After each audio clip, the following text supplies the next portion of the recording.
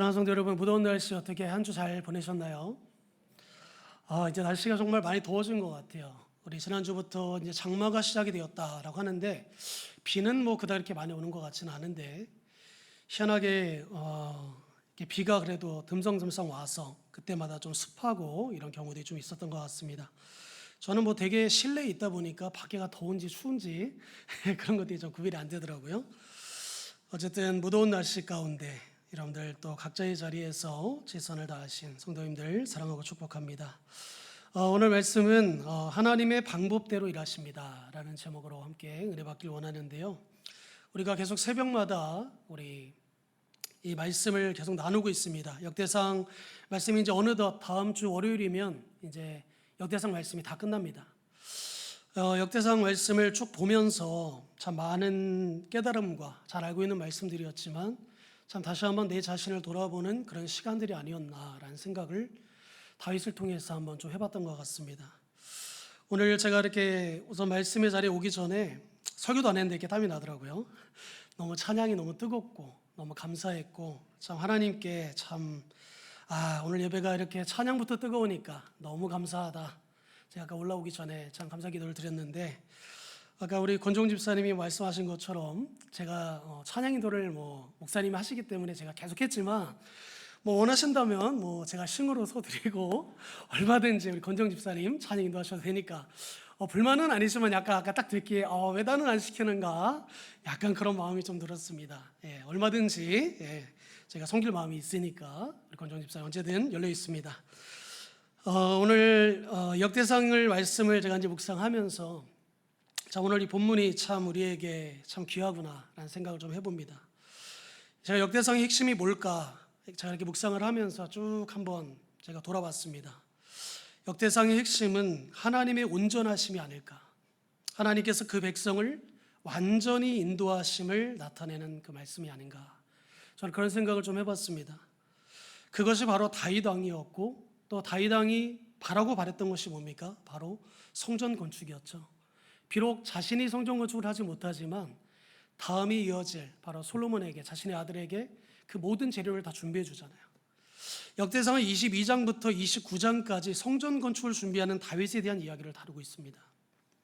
이스라엘 역사의 황금기였던 다윗과 솔로몬 왕 기간에 대해 성경은 그 핵심 주제가 바로 성전이었다라는 것을 우리에게 말해주고 있어요.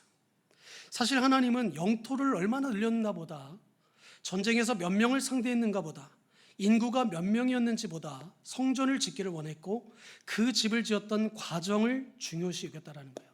그것이 바로 오늘 본문이 그것을 핵심적으로 결론을 내리고 있습니다. 하나님께서 머물 곳이 없어서 그러셨던 게 아니에요. 사람들이 하나님을 얼마나 사랑하는지를 확인하고 싶어서도 아닙니다. 성전을 만드느라 수고하는 인간들을 보며 하나님께서 마치 정복감을 느끼려고 했던 것도 아니에요. 사실 성전을 짓고 싶었던 것은 누구였죠? 하나님이 아닙니다. 바로 다윗이었어요. 하나님은 다윗의 그 마음을 받으셨기에 성전에 들어가기로 하나님께서 결심하셨다는 겁니다. 그리고 포로 귀환민들에게 성전 건축, 성적 재건은 당시 한번 하나님의 임재를 경험할 수 있는 기회이기도 했습니다. 그래서 다윗은 22장에서부터 성전 건축을 시작한다고 말씀드렸잖아요. 22장부터 뭘 준비했냐면 22장에서 먼저 그 재료들을 준비합니다. 그리고 제일 중요한 게 있죠. 바로 아들 솔로몬에게 성전 건축을 준비하도록 지시를 해요. 그리고 23장에서는 우리가 잘 알고 있다시피 레위인들을 준비하고 24장에서는 제사장들을 준비하고 25장에서는 찬양대를 준비하고 26장에서는 문지기와 곡간지기를 준비하고 27장에서는 모든 가문의 우두머리를 준비했다. 성경은 이렇게 기록하죠. 다 무슨 준비일까요? 다 사람 준비입니다. 제가 왜 이 사람 준비를 중심으로 이 본문들이 기록되어 있을까 고민을 해봤거든요. 다윗은 하나님의 성전을 건축함에 있어서 가장 중요한 부분을 건물적 측면으로 보지 않지 않았을까 그런 생각을 해봤어요. 성전을 다 사람으로 봤다는 거예요. 그래서 다윗은 지금까지 모든 준비를 사람들을 준비하는 일에 초점을 맞추었습니다. 그리고 그 준비한 사람들을 오늘 본문에서 소개하고 있어요. 즉 지금까지 22장에서 27장까지의 모든 준비는 오늘 28장 오늘 본장을 향해 달려오고 있는 것이었다라는 것을 말씀을 묵상하면서 알게 됐습니다. 그 사람들은 이제 오늘 본문에서 한 자리에 다 소집되어서 모여 있습니다. 1절 말씀을 보니까 다윗이 이스라엘 모든 고관들 곧 각 지파의 어른과 왕을 섬기는 반장들과 천부장들과 백부장들과 및 왕과 왕자의 모든 소유와 가족의 감독과 내시와 장사와 모든 용사를 예루살렘에 소집했다라고 기록하고 있잖아요. 성전을 건축하기 위해 지금까지 준비했던 것은 모든 인적 자원들을 다 모았다라는 거예요. 그들을 다 모아서 이렇게 말합니다. 우리 2절 말씀 성경책 읽고 성경책 보면서 같이 한번 읽어보겠습니다. 2절입니다. 시작. 이에 다윗 왕이 일어서서 이르되 나의 형제들 나의 백성들아 내 말을 들으라. 나는 여호와의 언약궤 곧 우리 하나님의 발판을 봉헌할 성전을 건축할 마음이 있어서 건축할 재료를 준비하였으나. 여기 보니까 일어서서 이르되, 이 말은 뭡니까? 그냥 앉았다 일어났다 그런 말이 아니에요. 뭔가 새로운 일을 도약했다라는 원어적 의미를 갖고 있습니다. 뭔가 대단한 큰 발자취를 지금 내딛고 있다라는 그런 표현이에요. 나의 형제들, 나의 백성들이라는 표현이 나옵니다. 여러분, 이것은 지금까지 22장에서 27장에 이르기까지 준비해왔던 이 사람들을 향한 다윗의 마음을 표현하고 있는 거예요. 단순히 그들은 나의 어떤 종, 나의 어떤 신하, 나의 백성 그렇게 말하고 있지 않잖아요. 뭐라고 말합니까? 나의 형제들이라는 표현을 먼저 하죠. 자신이 왕이잖아요. 그들은 신하들입니다. 나의 신하들 이렇게 말하는 게 아니라 나의 형제들, 나의 백성들, 뭔가 친근감이 느껴지지 않은 그런 말씀 아닙니까? 이들은 성전을 준비하기 위한 소모품이 아니었다는 거예요. 단순히 하나님의 성전을 앞으로 함께 누리기 위한 믿음의 공동체였다는 겁니다. 곧 다윗의 형제들, 다윗의 백성들이라는 의미예요. 그런데 2절에 다윗의 표현을 조금 풀어보면은 다윗은 왕으로서 나의 백성들이라고 부르는 것은 좀 괜찮지 않습니까? 하지만 나의 형제들이라고 부르는 것은 당시로서 상상할 수 있는 그런 표현이 아니에요. 당시 왕과 신하는 백성의 신분 차이는 아주 크게 구별되어 있잖아요.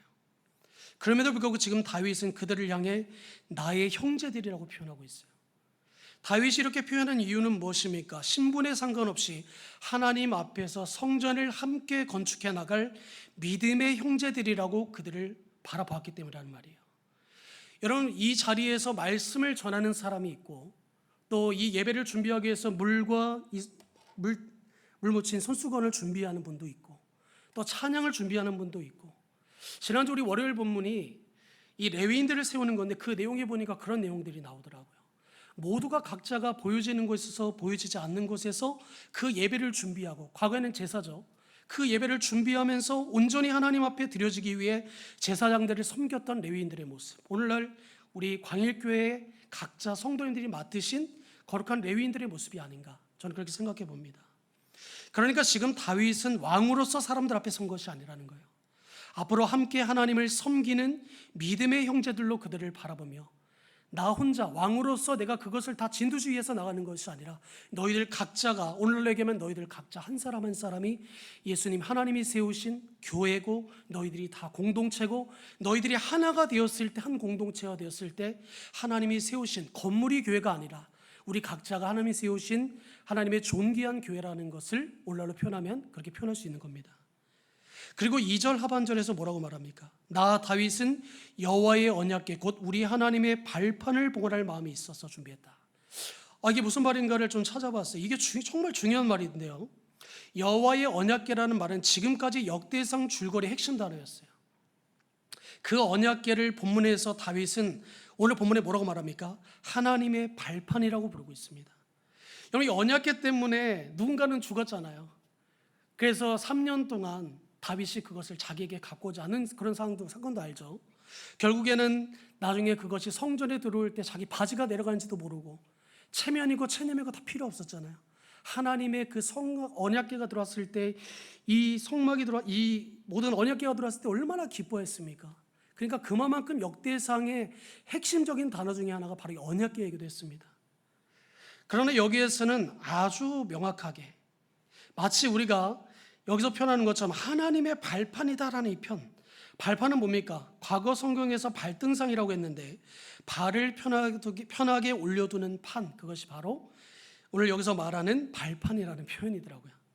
그렇게 다윗이 이러한 표현은 언약궤에 대한 불경건한 표현처럼 들리기도 합니다.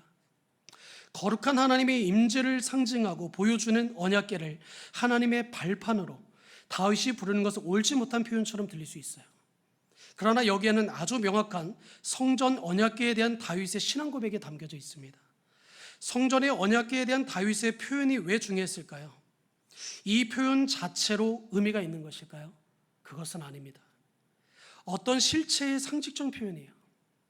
하나님이 그 언약궤 위에 임재해 계시니까 그 자체로 중요한 것이지 이 표현 자체로는 그것이 중요한 게 아니에요. 다윗은 정확한 신앙 고백을 가지고 있습니다.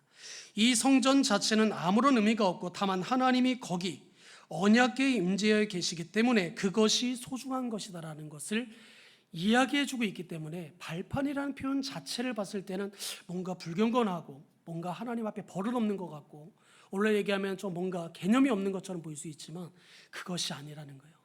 이 성전에 있어서 성전보다 중요한 것은 하나님의 임재를 중요시 여겼다라는 거예요. 여러분, 우리가 하나님 앞에 찬양하는 것도 예배하는 것도 기도하는 것도 마찬가지 아닙니까? 우리의 즐거움과 우리의 어떠한 행복과 우리의 어떠한 위로를 받기 위해서 예배 드리는 게 아니에요. 우리가 예배 자리에 왜 나옵니까? 물론 위로와 때로는 하나님 앞에 위로를 받기 위함도 중요하죠.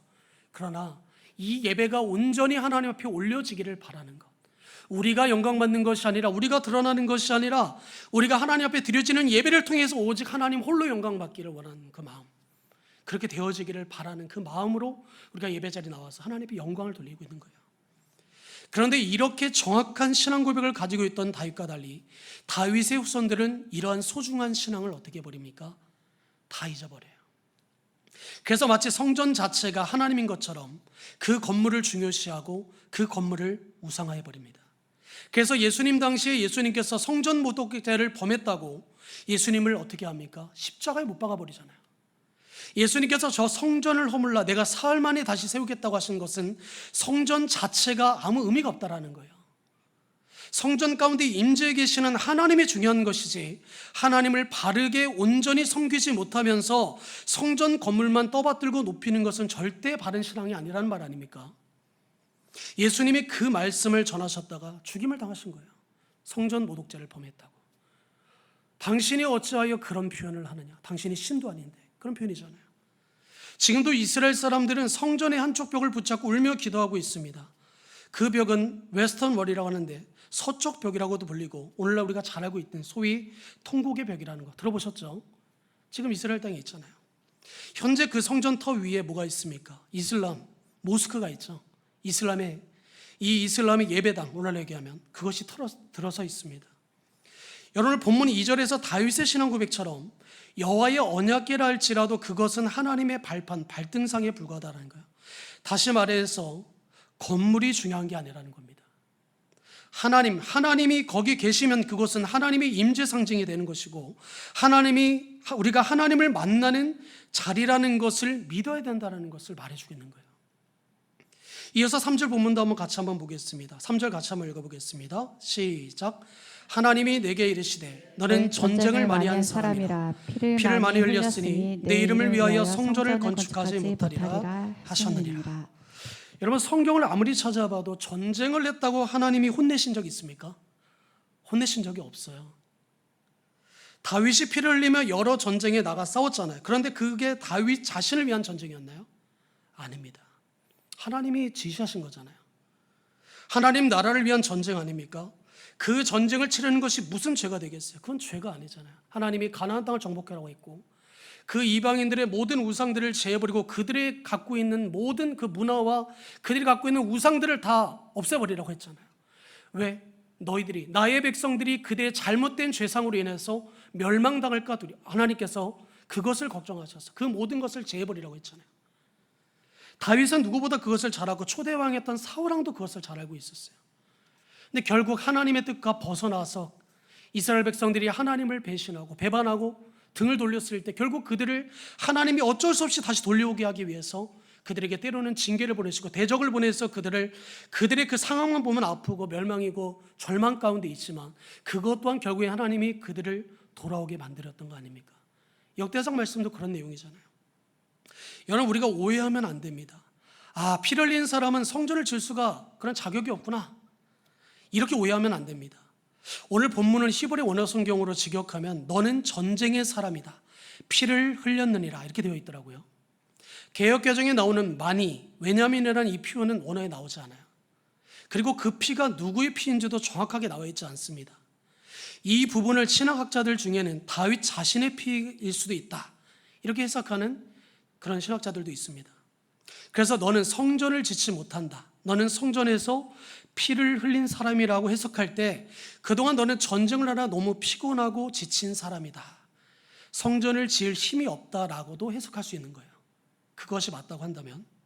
그런데 왜 하나님은 굳이 이렇게 다윗에게 이야기하셨을까요? 맡은 역할이 다른 겁니다. 성전을 짓기 위해서는 최소한 전쟁이 어느 정도 마무리되고 평화, 안정의 시기가 주어져야 됩니다. 그러니까 다윗은 이스라엘을 든든히 세우고 국경을 정비하는 것까지 다윗이 맡은 역할이고, 그 터 위에 성전을 짓는 것은 그의 아들이었던 누구입니까? 솔로몬 왕이 그것을 맡은 거예요. 그런데 여러분, 솔로몬은 피를 안 흘렸을까요? 솔로몬도 피를 흘렸습니다. 전쟁을 치렀잖아요. 여러 전쟁을 치렀습니다. 그런데 다윗이 대단한 이유는 대개 사람들은 내가 계획한 일을 하나님이 거부하시면 어떻게 돼요? 크게 시험이 들잖아요. 하나님은 왜 이것을 나를 위해서 했습니까? 하나님? 주님을 위해서 하는 건데 왜 나에게 이 건강을 확지 아니하시고 이 상황에 이렇게 자꾸 꼬이게 만드십니까? 우리는 그 상황만 보고 하나님 원망하잖아요. 왜냐하면 자기 자신을 하나님이 거부하신 것으로 받아들이기 때문이에요. 그런데 다윗은 흔쾌히 하나님의 거절을 받아들입니다. 4절 말씀에 보니까 그러나 이스라엘 하나님 여호와께서 전에 나를 내 부친의 온 집에서 택하여 영원히 이스라엘 왕이 되게 하셨나니 곧 하나님이 유다 지파를 택하사 머리를 삼으시고 유다의 가문에서 내 부친의 집을 택하시고 내 부친의 아들들 중에서 나를 기뻐하사 온 이스라엘의 왕으로 삼으셨느니라. 여러분, 4절에 다윗이 하나님을 향해서 고백을 할 때 원망하는 고백이 있던가요? 하나님, 왜 나를, 성전 건축은 내가 짓고 싶었던 건데 왜 내 아들이 줘야 됩니까? 따지는 내용이 나옵니까? 하나도 나오지 않잖아요. 하나님은 다윗의 의도를 거부하셨어요. 그러나 오늘 본문 4절 상반절에 보시면 그러나 이스라엘 하나님 여호와께서 전에 나를 내 부친의 아버지의 온 집에서 택하여 영원히 이스라엘 왕이 되게 하셨다라는 표현이 먼저 나오잖아요. 하나님은 이런 분이라는 거예요. 하나님은 비록 다윗이 준비한 프로젝트를 거부하셨지만 그러나 하나님은 다윗의 존재를 받아주시고 하나님은 다윗을 들어서 하나님 나라의 왕으로 삼아주셨다라는 거예요. 이 본문 구절이 왜 중요한지 아십니까? 내가 준비하고 드리고자 하는 나의 기도 제목은 혹시 거부당할지라도 나 존재 자체를 하나님께서 인정하고 받아주시기 때문이라는 거예요. 여러분, 우리는 일이 중요한 게 아닙니다. 우리가 결론도 중요해야 되고 결과도 중요하지만 그 과정도 중요한 거 아니겠어요? 내가 어떤 프로젝트를 준비하고 어떤 행사를 준비하는데 행사는 잘 치루었어도 그것 때문에 공동체가 무너지고 상처를 받고 서로 간에 헐뜯고 내가 잘났다, 너가 잘났다, 내 말이 맞다, 네가 옳다, 이렇게 말한다고 한다면 하나님은 절대 그걸 기뻐하시지 않아요. 오늘날 이 신앙이 우리에게 얼마나 중요한지 모릅니다. 특별히 우리가 여름 사역을 앞두고 있잖아요. 여러분, 여름 사역을 앞두다 보면은 각자의 의견과 생각들이 다 달라요. 이것도 하고 싶고 저것도 하고 싶고 이 말도 하고 싶고 저 말도 하고 싶고 그렇잖아요. 다 같이 하고 싶어요. 그런데 그 중심을 잡아가는 것이 결국 쉬운 것은 아닙니다. 그런데 결국에는 우리가 그럴 때 무엇을 하는 게 옳을까요? 가장 높은 사람의 말을 들어야 될까요? 저는 그렇게 생각하지 않습니다. 그럴 때에서 우리는 하나님 앞에 더 엎드려야 되는 거예요. 하나님, 우리가 이 일을 통해서 서로에게 기쁨이 되고 서로에게 행복이 되고 비록 몸은 힘들고 정신적으로 고통을 받을지라도 이 일을 통해서 하나님의 나라가, 하나님의 영광이 온전히 드러진다고 한다면 우리가 이 일을 통해서 하나님 앞에 온전히 영광되어지기를 소망합니다. 그것을 중심으로 하기 때문에 우리가 이 일이 중요한 게 아니라 이것을 잘 지내는 것도 중요하지만 이것을 통해서 하나님이 기뻐하시고 우리 공동체가 행복하기를 바라는 마음으로 우리가 그것을 준비하는 거 아닌가 저는 생각해 봅니다. 여러분, 예를 들어서 우리가 하나님께 기도하기를, 하나님, 예를 들어서 한 예지만 이번에 제가 여전도의 회장으로 봉사하고 싶습니다 라고 기도했는데 다른 사람이 뽑혀버렸어요. 그러면 대부분 기도한 사람은 크게 시험에 듭니다. 그래서 하나님은 나 같은 것은 안중에 없으시네 이렇게 하지만, 여러분 다윗을 한번 보세요. 다윗은 그런 일로 시험에 들지 않았어요. 하나님의 사랑에 대한 확신이 변했습니까? 변하지 않았습니까? 변하지 않았잖아요. 여러분 진정한 믿음의 사람은요, 그 중심의 기준이 나에게 있어서는 안 되는 거예요. 왜 시험에 듭니까? 그 모든 기준을 나에게 두기 때문에 그렇다는 거예요. 하나님께 기준을 두면 그 일이 때로 우리가 생각했던 것만큼 되지 않아도 우리 시험 들지 않아요. 그것 때문에 좀 머리 아프고 힘들 수도 있죠. 시험 들 수도 있습니다. 그런데 오래 가지 않아요. 왜 그렇습니까? 하나님이 기뻐하시면 되는 거잖아요. 그래서 하나님은 오늘 여기서 말하는 것처럼 다윗은 비록 성전 건축은 허락받지 못했지만, 오늘 본문 4절 하반절에서 보면 이어서 이런 말씀이 나오잖아요. 하나님이 유다 지파를 택하사 머리를 삼으시고 유다의 가문에서 내 아버지의 집을, 부친의 집을 택하시고 내 부친의 아들들 중에서 나를 기뻐하사 온 이스라엘의 왕으로 삼으셨느니라. 여기 말에는 하나님께서 나를 왕으로 삼아서 이 통일 이스라엘 왕국을 이루어가는 것, 물론 비록 다 정복하지는 못했지만 그래도 거의 다 정복했잖아요. 이까지가 하나님이 나를 들어서 사용하신 나의 역할이었다라는 고백인 거예요. 여러분 우리도 마찬가지입니다. 하나님이 내 소원을 이것저것 들어주지 않으셨다고 해도 하나님이 내 존재 자체를 거부하신 것도 아니고 내 구원을 취소하신 것도 아닌 거예요. 우리가 그것을 함부로 판단하지 마시기 바랍니다. 하나님은 한 번도 그렇게 말씀하신 적이 없어요. 다윗은 자기를 온 이스라엘의 왕으로 세우셨다고 고백합니다. 그런데 그 다음 절에 보면 다윗은 자신의 아들 솔로몬에 대해서 뭐라고 고백하는지 아십니까? 5절 말씀 같이 한번 읽어보겠습니다. 시작. 여호와께서 내게 여러 아들을 주시고 그 모든 아들 중에서 내 아들 솔로몬을 택하사 여호와의 나라 왕위에 앉혀 이스라엘을 다스리게 하려 하실세. 여기 아주 중요한 고백이 나오죠. 다윗은 특별한 고백이 나오는데, 다윗은 자신을 가리켜서 나는 온 이스라엘의 왕이다라고 표현하잖아요. 그렇게 고백하는 반면에 내 아들 솔로몬은 뭐라고 말합니까? 여호와의 나라의 왕이다라는 고백을 해요. 역대상에만 이렇게 기록되어 있는 겁니다. 사무엘에는 이렇게 기록되어 있지 않아요. 이것은 하나님 나라의 왕이 될 것이라는 표현이에요. 즉 솔로몬은 하나님이 친히 세우시는, 하나님이 복 주시는 나라의 왕이 될 것이라는, 이게 다윗의 신앙 고백인 거예요. 그래서 6절에 보니까 내게 이르시기를 내 아들 솔로몬 그가 내 성전을 건축하고 내가 내 여러 때를 만드리니 이는 내가 그를 택하여 내 아들로 삼고 나는 그의 아버지가 될 것입니다 라고 말씀하잖아요. 6절에 나오는 이 언약은 아브라함 때 하나님께서 아브라함에게 주신 약속이기도 합니다. 또한 모세 때에도 하나님께서 모세에게 주신 언약이기도 해요.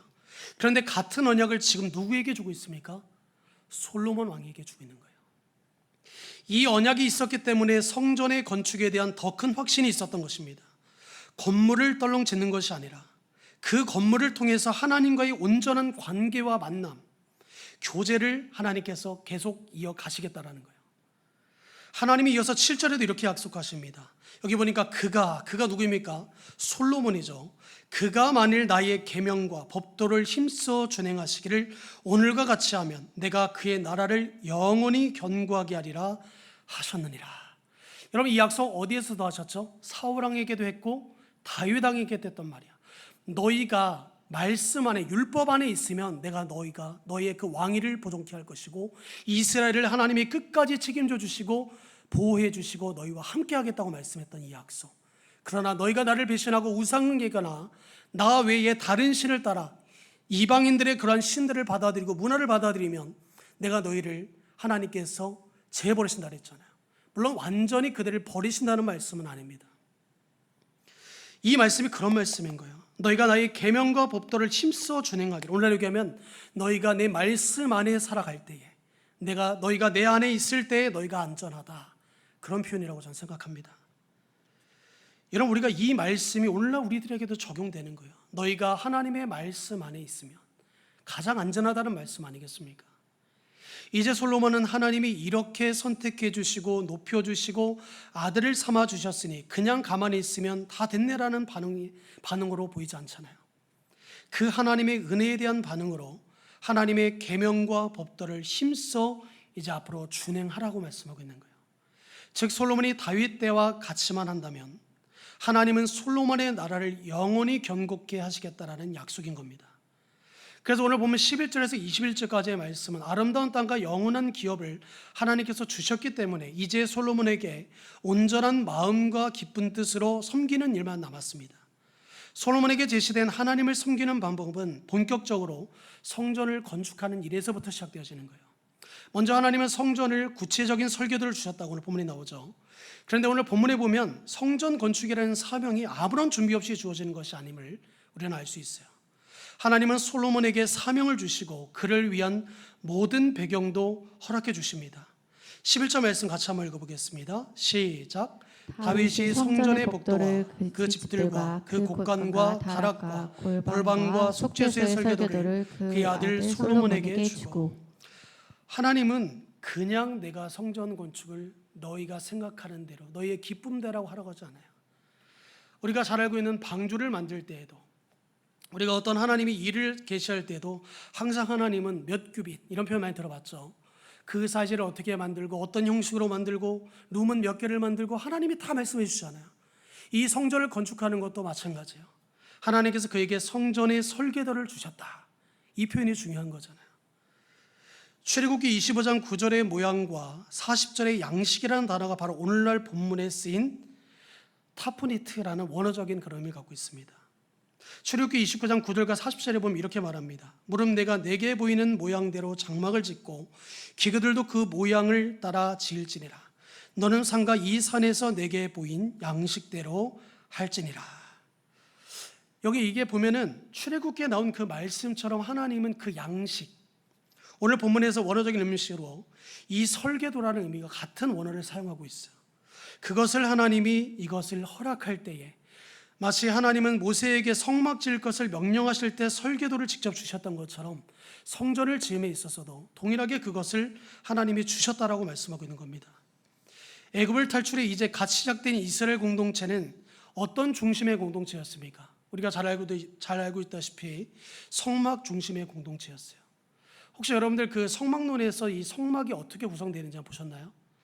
하나님의 성막이 정 가운데 있고 그 주변으로 12지파가 천막, 이 성막을 짓고 텐트를 치고 그 중심으로 하나님을 중심에 두었던, 그것을 언약궤를 중심으로 두었던 그 중심의 모양으로 되어 있습니다. 성막의 갖가지 상징물들은 하나님의 통치를 상징하고 있잖아요. 하나님의 통치를 벗어난 세상 속에서 이스라엘은 하나님의 통치를 회복해가는 그 시작점으로부터 존재했다라는 거예요. 그렇게 그 중심인 성막은 온전히 하나님의 뜻대로 하나님이 말씀하시는 대로 존재해야만 했습니다. 마찬가지로 오늘 보면 12절과 19절에 보면 이 설계도는 솔로몬이나 다윗의 마음대로 만들어지는 것이 아니라 하나님께 직접 받았다라고 설명하고 있는 거예요. 그래서 12절과 19절 말씀 다시 한번 읽어보면 또 그가 영감으로 받은 모든 것 곧 여호와의 성전의 뜰과 사면의 모든 방과 하나님의 성전 곳간의 성물 곳간의 설계도를 주고 19절에 다윗이 이르되 여호와의 손이 내게 임하여 이 모든 일의 설계를 그려 나에게 알려주셨느니라. 설계도는 어떻게 주어졌다고 말합니까? 영감으로 주어졌다라고 표현하잖아요. 개역개정에는 오늘 본문 12절에서 영감으로 받으니라고 번역하지만 우리말 성경은 성령께서 그 마음에 불어넣으신 이런 표현이 나와요. 똑같은 구절인데 그렇게 번역합니다.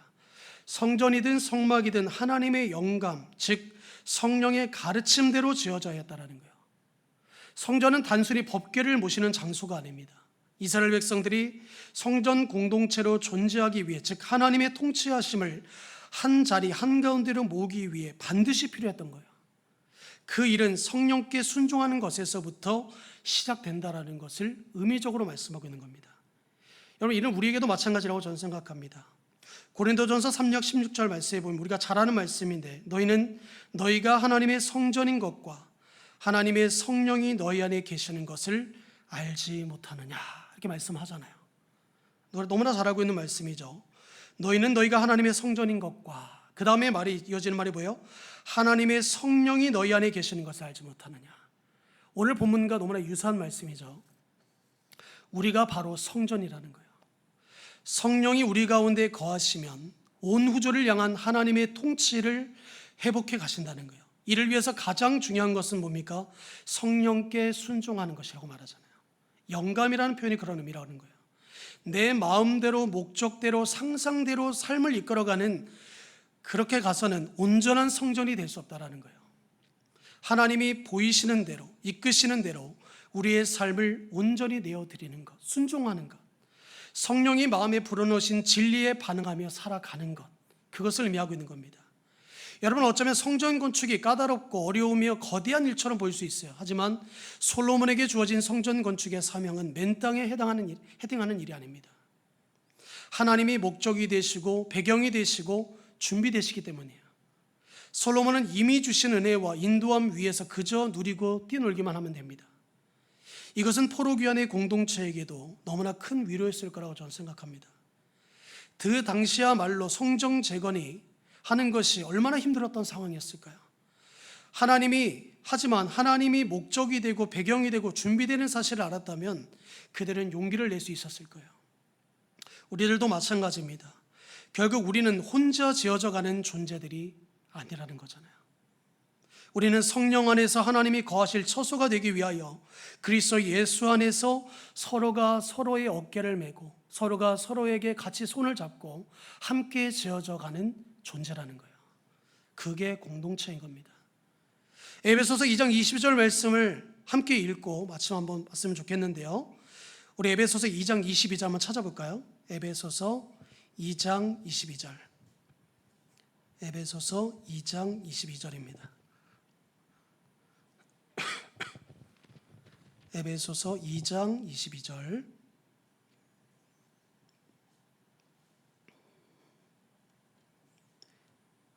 네, 에베소서 2장 22절 같이 한번 읽어보겠습니다. 다 찾으셨죠? 시작. 너희도 성령 안에서 하나님이 거하실 처소가 되기 위하여 그리스도 예수 안에서 함께 지어져 가느니라. 여러분, 우리는 예수 안에서 함께 지어져 가는 교회이고 하나님이 세우신 성전인 줄 믿으시기 바랍니다. 교회는 결코 혼자 지어져 가는 게 아니에요. 여러분, 교회에서는 나 한 사람이 잘한다고 교회가 이루어지는 게 아닙니다. 담임 목사님을 통해서 하실 일이 있고, 또 부교육자를 통해서 하실 일이 있고, 또 여러분들 장로님들이, 권사님들이, 안수집사님들이, 서리집사님들이, 또 우리 성도님들이, 우리 때로는 정말 조그만한 우리 유초동부 친구들조차도 다 하나님이 맡겨주신 다 각자의 역할이 있어요. 그 담당의 그 자리에서 그것을 해나가고 그것을 하나로 만들어 갈 때 오늘날 하나님이 기뻐하시는, 하나님이 너무나 기쁘게 여기시는 그런 하나의 성전이요 교회요 공동체가 될 줄로 믿습니다. 우리 시간 함께 찬양하시면서 오늘 말씀을 한번 돌아보며 기도했으면 좋겠습니다.